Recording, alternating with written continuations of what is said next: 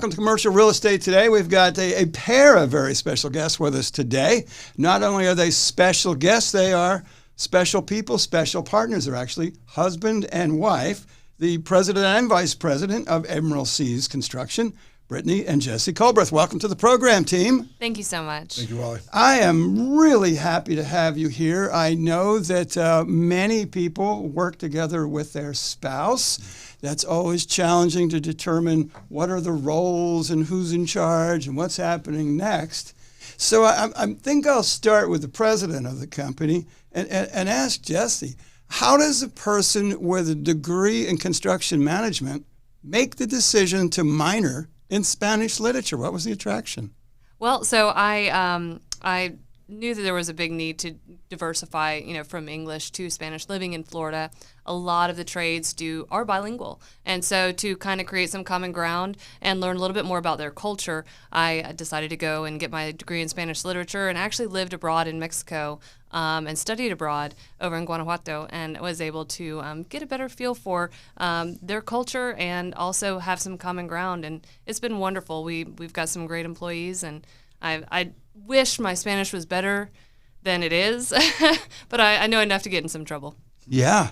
So there you are, a recent graduate from into construction management, speaking a little Spanish, and you bump into this guy with a degree in hospitality. What is this? How did this happen? Well, so I graduated first. I was living in Fernandina when she was graduating, and at the time was enjoying my hospitality career, but also knew that we wanted to do something a little different. So I was lucky enough to get into the construction industry in the beginning of the boom around '06. And basically wrote it on through and thought that I'd had a pretty good partner. She was top of her class at the BECN school at UF, so I'm not only a graduate but with honors. So again, was lucky enough to get into the industry and thought it suited myself a little bit better than the degree I had. I think more people who are in commercial real estate or in construction who think they work hard and put in crazy hours, they should spend a season or two in the hospitality industry. Absolutely. That was probably one of the driving forces to get out, was more of the weekend and holiday time that industry demands. I was actually working at the Ritz-Carlton in Amelia Island and saw some of the best on the general manager side, the customer service side. They obviously have a world-renowned customer service, customer relations process, which really has I would almost suggest to anybody and everybody go through that training, because it's not just for hotel management or how to treat a guest. It's really how to treat anybody in any situation where there's a problem arriving. Aside from an enjoyable place to spend time, the Ritz, whether it's at Amelia or any other Ritz, it's a great place to learn about business. I will share with you, you mentioned your background at the Ritz. Our director of commercial inspections, Brad, worked his way through engineering school as a doorman at the Ritz. So he brought his engineering brain, and you blend that, just like you have, with that heart for customer service and really being able to deliver for the customer. I would say that experience as a Ritz person is as valuable as anything you learned in hospitality or you learned in construction management, that peak of customer service to really deliver. Absolutely. We say all the time, it's managing people and it's managing personalities. I mean, the work itself, it can be done. We've got people that are specialized in that particular one, but being able to handle your customers is of paramount importance. Yeah. Doing commercial build-outs, that's a challenge. You didn't get to do this thing from the beginning. It didn't come out of the dirt. There it is, a shell more often than not. Where do you begin with a person? How do you get them to express their vision for how that space is going to function and feel when they're done, and get that onto paper so it can be bid and executed? What's the beginning of that process? Well, what we like to do is actually do an on-site visit. Initially, let's get our boots on the ground. Let's walk through the space. Let's talk through what your vision is for this space. And a lot of times we're brought in way before a designer is even considered, because at that point they're with their broker. They're trying to figure out, is this space going to make sense for what I'm trying to do? Do the financials make sense? I don't want to be in a building and all of a sudden it can't function the way I need it to, and I'm paying too much for it because I didn't realize there was all these surprises. So what we like to do is come in very early on and walk through with the broker and with the potential tenant and discuss what they want to do with the space. From there, we'll develop a little napkin sketch, is what we like to call it, and just come through and just say, okay, well, if you were to do this, this is how much you can anticipate spending. While we do that homework, we're also looking at systems within the building. How old is the AC? How old is the roof? What's the infrastructure of things that are huge cost items, but are things that are could very easily go bad very quickly. And so we like to put our eyes on those types of things and walk them through. And what we tout ourselves on is we're able to give a budget that they can rely on. They can come back to us and say, okay, given these assumptions and given the homework we've done, this is how much it's going to cost. You said it was going to cost this much. Let's move forward. And that's the ideal situation. I love that you shared about beginning with the contractor as opposed to the architect. My experience has been when you begin with the architect, you have fantasy, and then it's the contractor's challenge to make it practical and affordable.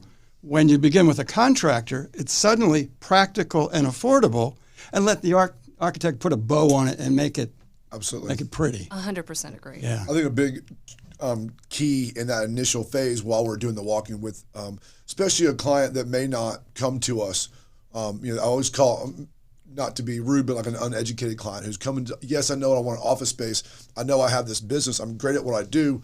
I'm not a designer. I don't know. So it's our goal to ask the right questions sometimes. We can walk through someone and hear what they're saying and still leave with maybe not getting all the info we needed because we didn't know the right questions to ask. So by asking some of those right questions and pulling out to them, what is your function of the space? Can be, yes, you want this flooring, you want this color ceiling, you want this style doors, but what are you doing in the office space? How does your process work, and how is that going to be different than every other office space that we build out? And that, I think, kind of starts us to direct them positively in the area of, hey, I think we now know what you're looking at, what you're thinking. And that also allows us, if we're on that initial phase of what teams should we be putting together? Because as with everything, there's teams that are good for this type of build out, but maybe there's a better team for this build out. So we're always trying to kind of put that together, especially if it's going to kind of be like a whole in-house project. I really like that you mentioned the questions I share with folks all the time. The key to success isn't the right answers, it's the right questions. If you've got the right questions, you'll bump into the right answer over time. It's when you're walking around with the wrong question and you get the right answer to the wrong question, all of a sudden you're unhappy later and you can't figure out how you got there. Absolutely. Very frustrating. Absolutely. Very frustrating. What are some of the more common, or maybe the most common issue that comes up with a person that you can see coming 6 months down the road? You can just see it coming. You're doing everything to avoid it, and yet the customer mandates that you go down that path. I would say is probably the time frame. We've yet to, in day one to right now in business, we've yet to have that client that said, I've got more money than I need and too much time. So it's always a financial challenge, which we understand. Our goal is to do it in a certain budget. Everybody's got the budget constraints depending on where you are, but the time frame we get a lot is, hey, we're in a hurry. So we try to, let's back up the schedule from what has to happen. When do you need to be in to right now? And a lot of times, unfortunately, it's, as you see, we are now 2 months into yesteryear. So you're already kind of a month behind by starting this process. So that's kind of the initial, I would say, if you have a start, let's get out in front of it early. And then when sometimes we do get out early, the decision making from that side. We get our stuff, we give information, and then things sit and wait. And I understand people are making deals. People have to figure out how they're also, imagine this, running their own business that they're currently working on, not just focusing on building out and dumping more money in their office. So I get that, but that's kind of the biggest challenge of us. And I tell people, at this point, I'm going to start being the thorn or the poking and prodding, because if you truly want to get in on this time frame, then someone's got to be driving that time frame. Yeah. Another thing I see happen a lot is people believe if they're a day late on a submission, well, that only moved the project a day. Right. They forget about other timelines and windows and scheduling of subs where sometimes a day late delays the project a month. Absolutely. It's a domino effect for sure. So that's a very keen observation. I mean, that's one thing that we try to explain is that, one small little minor hiccup can cause a catastrophic effect. And it's our job to really stay on top of that. And as Jesse said, we're not, intentionally, a thorn in his side, but for the ultimate there has good. to be an adult in every project. Exactly. And I try Somebody's got to drive that project, and that is your Exactly. role as project Absolutely. managers and contractors. Without a doubt. And to that point, it's, if there's going to be a design change, there's a design change, and then most of the time that's going to involve 1, 2, 5, 7 different subcontractors. Well, they're also very busy in the workforce right now as well. So for us to pick the phone up and make the phone call and say, hey, we made a couple of changes on this project, we need a price back like this afternoon, that's where that time frame comes in. It's a week to get a number back, and then it's a week for a reevaluation and reapproval. And that's where those time frames start coming. Whereas if you just looked at the calendar and said, well, it's a week for this, week for this, week for this, we got 3 weeks for a 3-week process, we're good. That's where that one-day change, that one-day hiccup really starts to kind of domino effect and fall down. And I'm sure you have that conversation right from the get-go. This is the consequence of change. This is the consequence of missing a deadline. We need to understand these things. I've discovered also that speed gets very, very expensive. It does. When something comes up that causes, especially if it's the client, that causes a delay, to make up that time is very, very expensive. Absolutely. And that's why we tried to ask, some of that value on the front end. If we can ask, now again, there's always going to be changes and things that come up. That's the beauty of construction. But if we can ask all or enough of the right questions, maybe we can avoid some of those oopses down the roads, or hey, I forgot about this, or I didn't know I need this, which is usually when that speed problem comes in.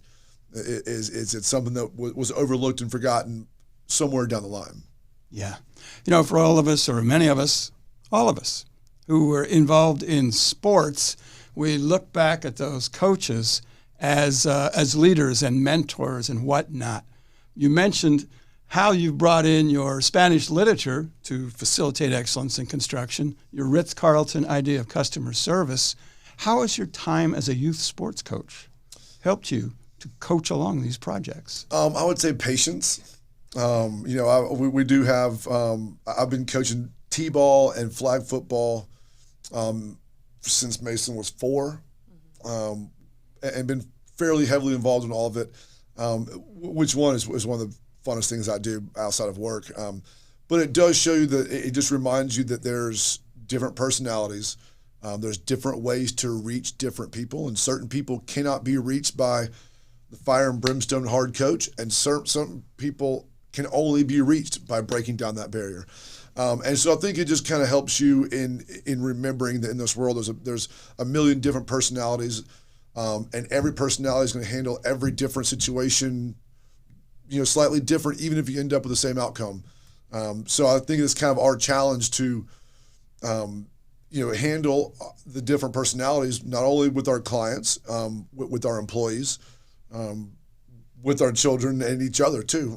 There's a difference in a husband and wife relationship at home versus a coworker relationship in the office.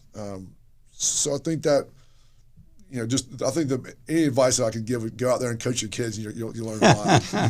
And you're coaching your company, right? It's playing Absolutely. a similar role. You have different skills, different mindsets, Yep. different conflicts that come up.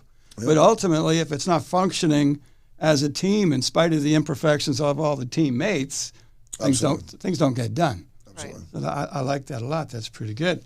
Talk to me about dream projects. There's a tendency, no matter the business we're in, when asked the question, well, what are you good at? What are you great at? What just really gets you up in the morning? What type of project? And here's the answer I get all the time. Well, we can do anything. And by gracious, when we say we can do anything, we're actually speaking to a universe and saying, I'm not particularly good at anything. Right.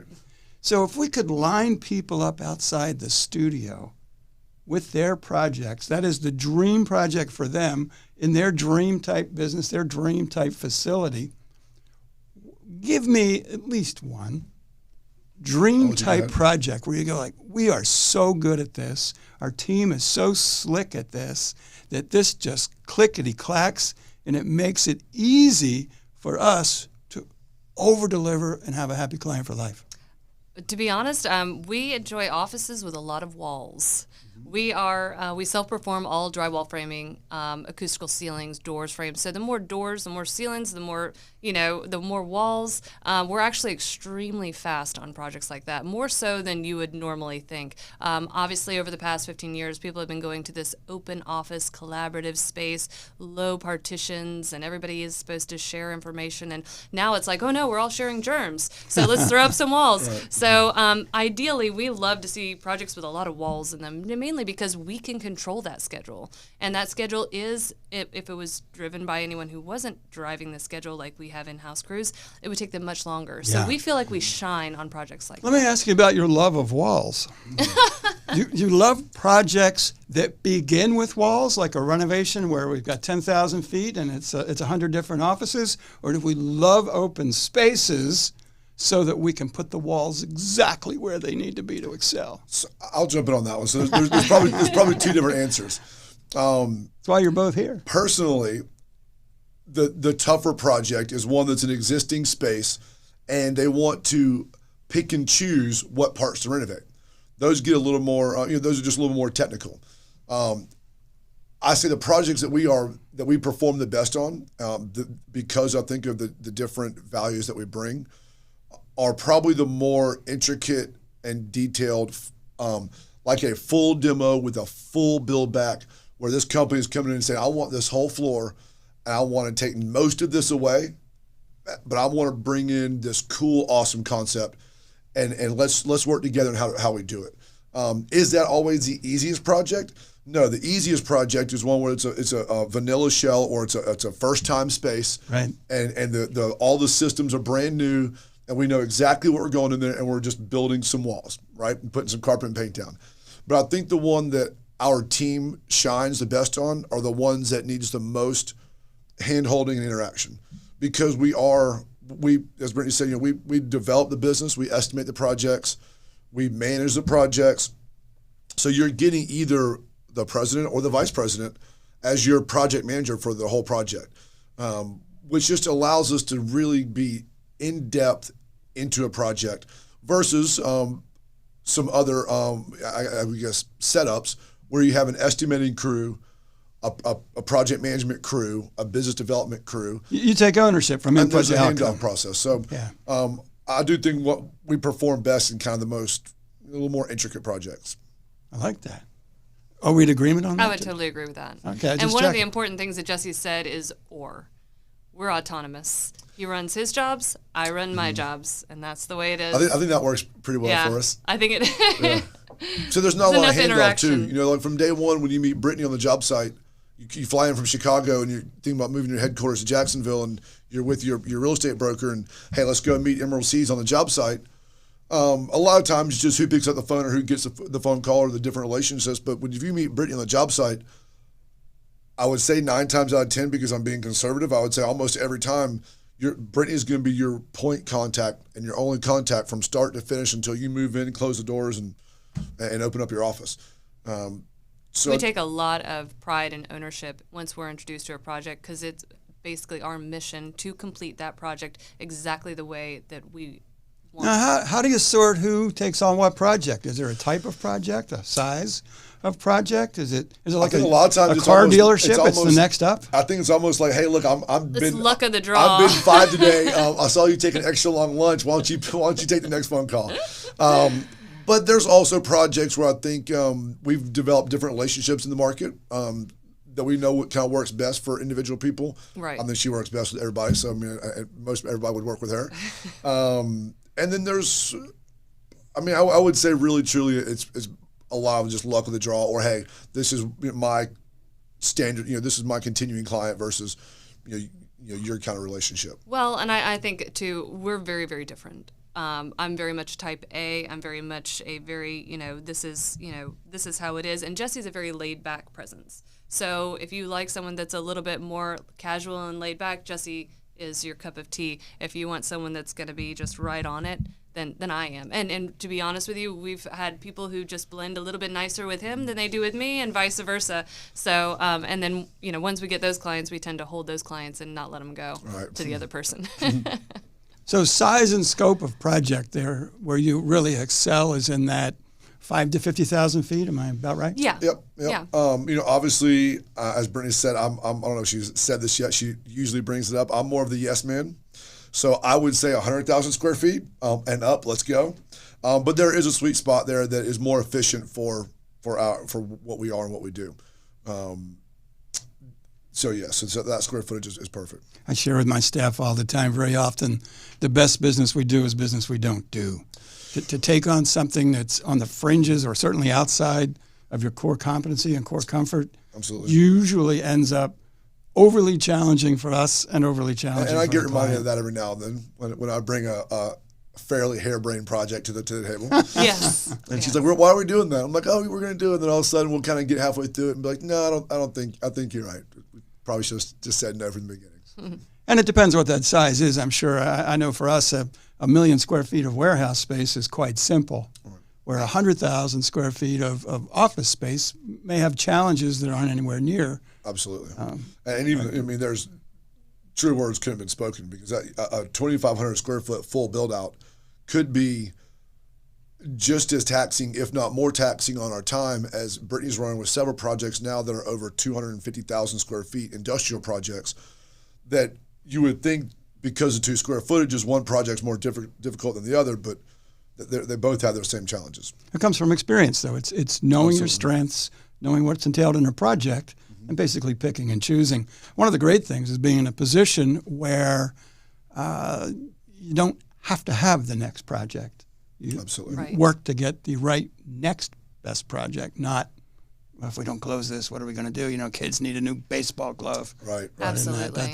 Absolutely. We have a saying, we're thankful for every job that we don't get, because we found in the past that the ones that we don't get, there was a reason for it, and we're perfectly fine with that. We want to be the best for the best client that's best suited for us, and we're best suited for them. I want it to be a pleasure all the way around. Absolutely. For you, for your staff. 100%. Absolutely. I just came from a meeting this morning on a job that we're closing and about to start next week, and they were kind of talking to me about, hey, how's some of the process going to go? And my comment to them was like, listen, we're here to make this an easy process for everybody. And obviously that's for us, but also for you involved as well. So the goal is, it's construction. There's going to be some hard conversations, and there's usually high dollar amounts involved. There's a professionalism and an importance that has to be placed on that. But this also isn't brain surgery. We're allowed to laugh a little bit and have some fun, and make sure that as long as we're open and honest with everything, which is, I think, another big key that we bring, is it's an open book most of the time of what you're getting and how you're going to get it. We don't like surprises. I understand. You've done build-outs of some buildings I've been in around town, and I like what you do. I've seen what you did. Talk to me about the PACE Center for Girls. That was actually Jesse's job. And actually, whenever Jesse was talking about our favorite types of jobs, that one was the one that first came to mind. Same here. That was a great one. Yeah, so that was a kind of, like I said, it's a standalone building, very dense initial build out from the 80s that just needed a massive rehaul. They were going with an open scheme, open plan, fresh looks. Basically, we gutted wall to wall of the whole place.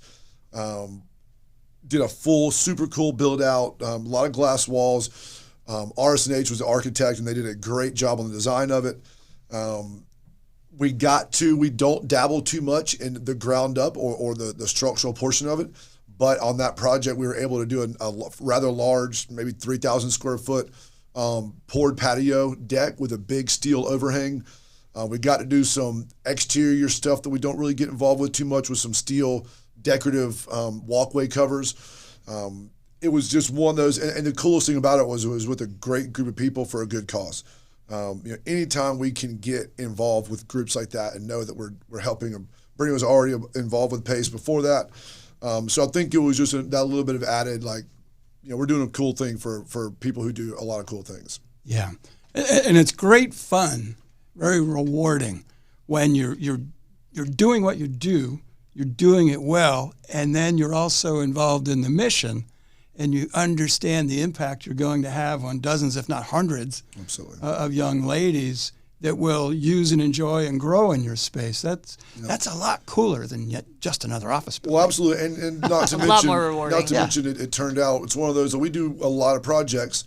That is the goal of the project is for a business to get in and start making money and be functional. So the pictures, aren't the goal. Yes, it looks good. The quality of work was good, but the goals were different. That project was also meant to look really well and look good and shine and be a centerpiece for Pace as well.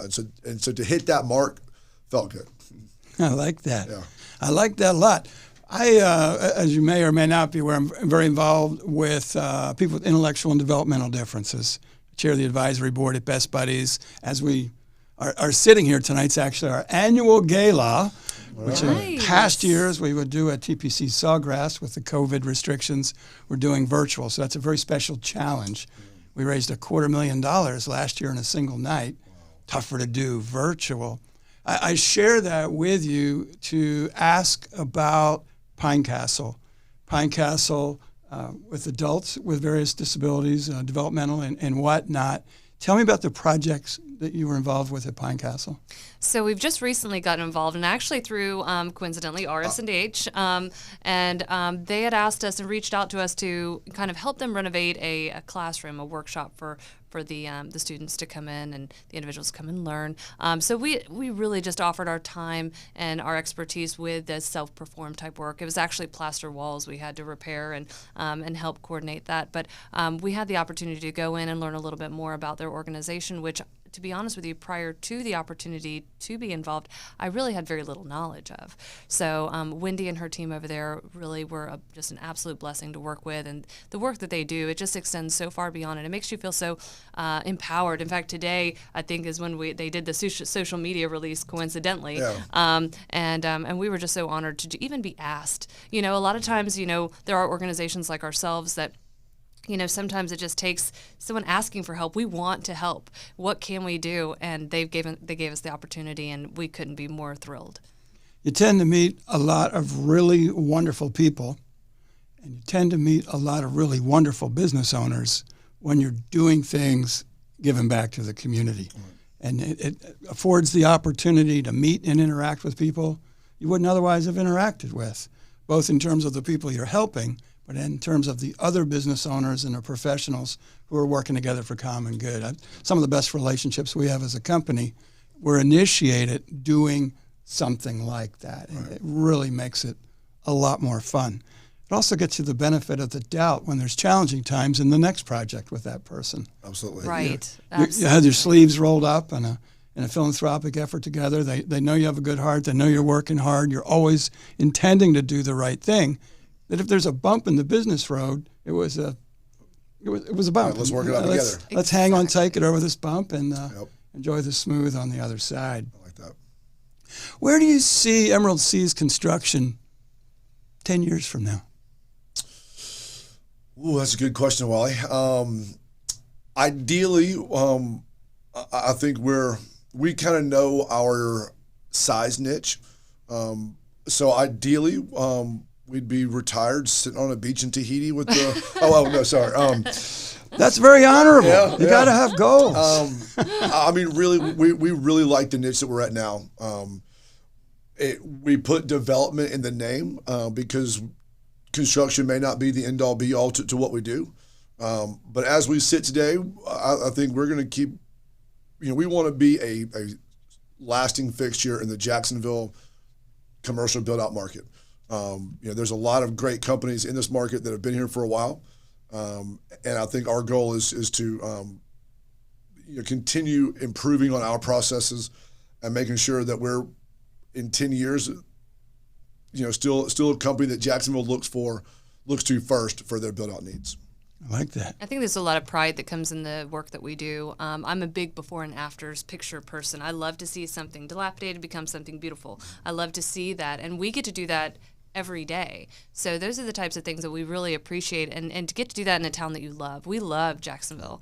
I mean, you can have any type of life you want in this little corner of Florida, and we just absolutely value that. And we also really love the fact that it's such, it's a big small town. I mean, everybody knows everyone here, and we grew up. The reason for the name of our company, Emerald Seas, is we grew up we're from the Emerald Coast. I'm from Panama City. He's from Destin, and the Seas is a capital C for our last name, Culbreth. But we came over here, and we have no desire to go anywhere. This is the life that we really enjoy, and we've made some incredible. Wait a minute! He just said he wanted to go to Tahiti. He might go without me because I'm sitting here. But we really enjoy getting to take buildings in Jacksonville that have been worn and torn over the years and just don't get that, and just shiny them up and make someone else so proud that that's their. One of the ones that comes to mind is the Dogtopia over on Hendricks. Absolutely. That was a rough spot, and now Addie and Allie have this incredible space, and we're so proud of them, and we follow them on social media, and they're just a great He couple. needs to build another half a dozen of those. There's dogs all over town. I know. I agree. I agree. Well, I'm grateful for the two of you for sitting down with us. It's clear you enjoy being together. It's clear you enjoy working together, and I can only imagine it's a joy working with you. So thank you so much. Well, thank you. Thank you for your time.